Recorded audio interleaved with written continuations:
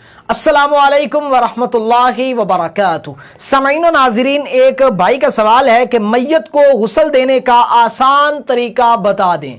बाज लोग बहुत लंबा तरीका बताते हैं, तो उनका कहना यह है कि मुझे समझ नहीं आता, तो मुझे मुख्तसर और आसान तरीका बता दें। सबसे पहली बात तो यह है कि आपने बहुत अच्छा सवाल पूछा है और हर मुसलमान को चाहिए कि वो मैयत को गुस्ल देना सीखे, क्योंकि हदीस पाक में प्यारे आका सल्लल्लाहु तआला अलैहि वसल्लम ने मैयत को गुस्ल देने के बहुत से फजाइल व बरक़ात बताए हैं।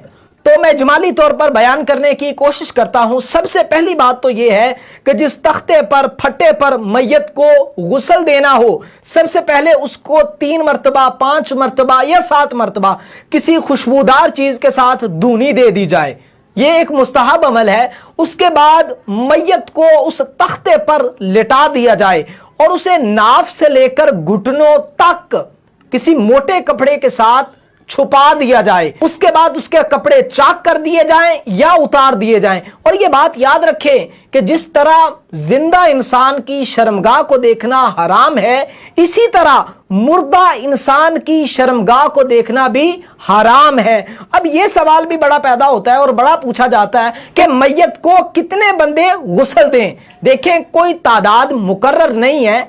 जरूरत के मुताबिक 3-4 बंदे गुस्ल दे सकते हैं। हाँ, 15-16 बंदे ऐसे ही खड़े हो जाते हैं तो यह कोई तमाशा नहीं है। मैयत को गुस्ल दिया जा रहा है, जरूरत के मुताबिक 3 या 4 बंदों को गुस्ल देना चाहिए। चूंकि आजकल कफन के साथ ही दस्ताने वगैरह भी मिल जाते हैं, तो सबसे पहले दस्ताने वगैरह पहनकर मैयत को इस्तंजा करवाया जाए। इस्तंजा करवाने के बाद वुजू करवाया जाए, लेकिन वुजू में मुंह में और नाक में पानी ना डाला जाए। उसके बाद जैसा कि हदीस पाक में है कि बेरी के पत्तों को जोश देकर उस पानी से मैयत को गुस्ल कराया जाए। तो बेरी का पानी इतना गर्म होना चाहिए कि जिंदा इंसान उससे गुस्ल कर सके, यानी नीम गर्म होना चाहिए।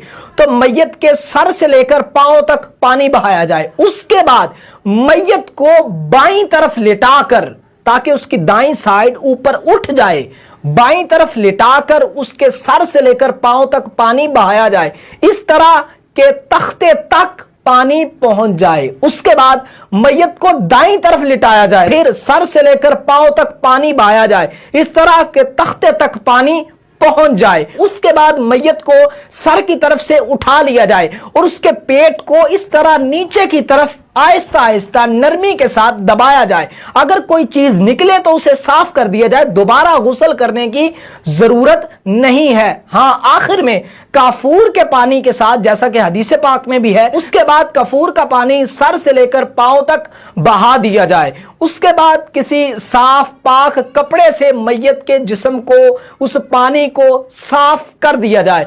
उसके बाद कफन वगैरह पहनाया जाए। और मर्द के लिए कफन 3 कपड़े सुन्नत है और औरत के लिए कफन 5 चीजें सुन्नत हैं। यह तरीका बिल्कुल इजमाली था जो मैंने आपके सामने बयान किया। अगर किसी को समझ ना आई हो तो वो कमेंट सेक्शन में पूछ सकता है या पर्सनल भी पूछ सकता है। अल्लाह पाक की बारगाह में दुआ है कि अल्लाह पाक सही मानों में इल्म दीन सीखने की तौफीक अता फरमाए।